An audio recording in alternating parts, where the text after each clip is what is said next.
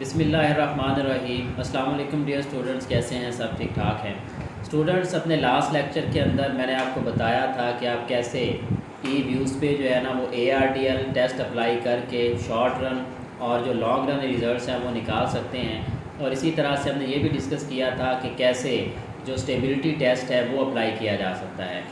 आज की इस वीडियो में मैं आपको बहुत ही इंपॉर्टेंट इंटरप्रिटेशन जो है ना वो एफ़ बाउंड टेस्ट की जो है ना वो बताऊंगा, क्योंकि जब भी हम ARDL अप्लाई करते हैं तो उसमें सबसे पहला स्टेप ये होता है कि हम ये चेक करें कि हमारे मॉडल के अंदर जो वेरिएबल्स हैं उनके दरमियान कोई इंटीग्रेशन या लॉन्ग रन जो रिलेशनशिप है वो एग्जिस्ट करता है या नहीं करता। तो इस बात का पता हमें एफ़ बाउंड टेस्ट से चलेगा। तो आज हम ई व्यूज़ के ऊपर जो है ना वो प्रैक्टिकली जो डेटा फाइल है उसको इस्तेमाल करते हुए देखेंगे कि कैसे हम एफ़ बाउंड टेस्ट को जो है ना वो इंटरप्रेट कर सकते हैं।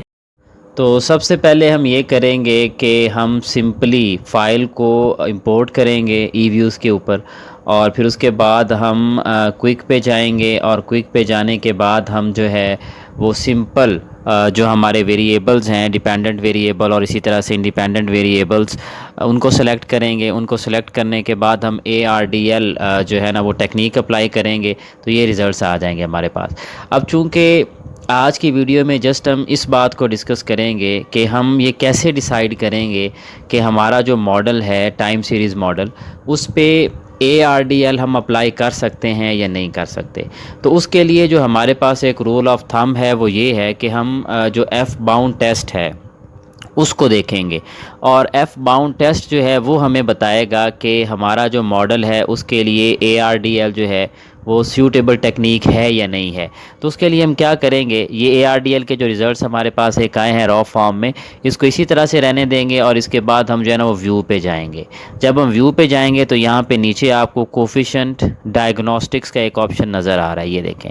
तो यहाँ पे आप जाएँ और यहाँ से एक डायलॉग बॉक्स ओपन होगा।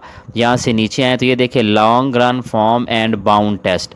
तो यहाँ पे long run form and bound test पे आप क्लिक करें तो आपके पास जो है ना ये देखिएगा ARDL long run form and bound test के जो है ना वो रिज़ल्ट्स आ गए।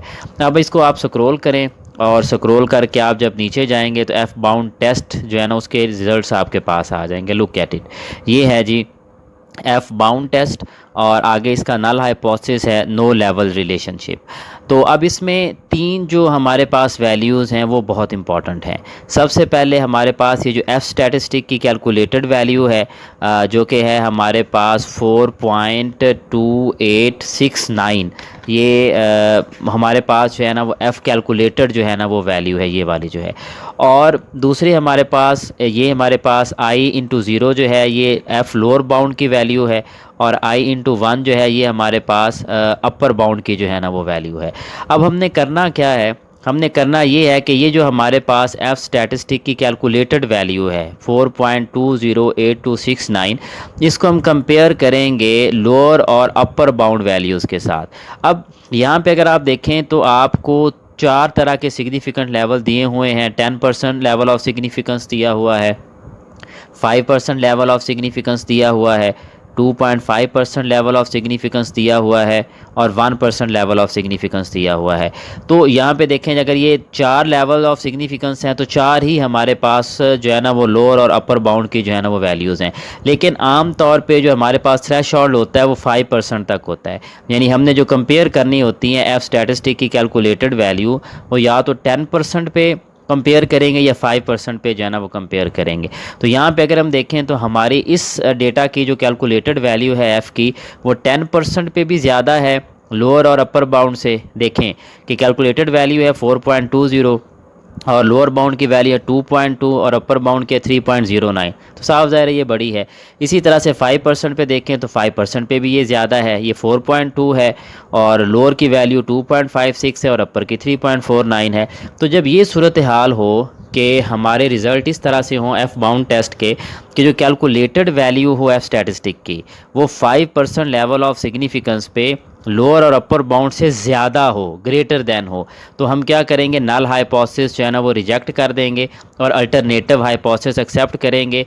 जिसका मतलब ये होगा कि हमारे मॉडल में जो है ना वो जो वेरिएबल्स हैं उनके दरमियान को इंटीग्रेशन एग्जिस्ट करती है, यानी लॉन्ग रन रिलेशनशिप पाया जाता है वेरिएबल्स के दरमियान।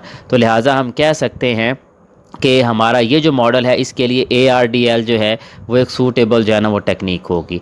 लेकिन अगर सूरत हाल ये हो कि हमारी जो F स्टैटिस्टिक की कैलकुलेटेड वैल्यू है वो 5% लेवल ऑफ सिग्निफिकेंस पे या 10% लेवल ऑफ सिग्निफिकेंस पे लोअर या अपर बाउंड की वैल्यू से लोअर आ जाती है, कम आ जाती है, तो फिर हम कहेंगे कि कोई इंटीग्रेशन वेरिएबल्स के दरमियान एग्जिस्ट नहीं करती। लिहाजा मॉडल के अंदर जो वेरिएबल्स हैं उनके दरमियान जो है ना वो लॉन्ग रन रिलेशनशिप कायम नहीं होता। लिहाजा हम उस पर ARDL जो है ना वो अप्लाई नहीं कर सकेंगे।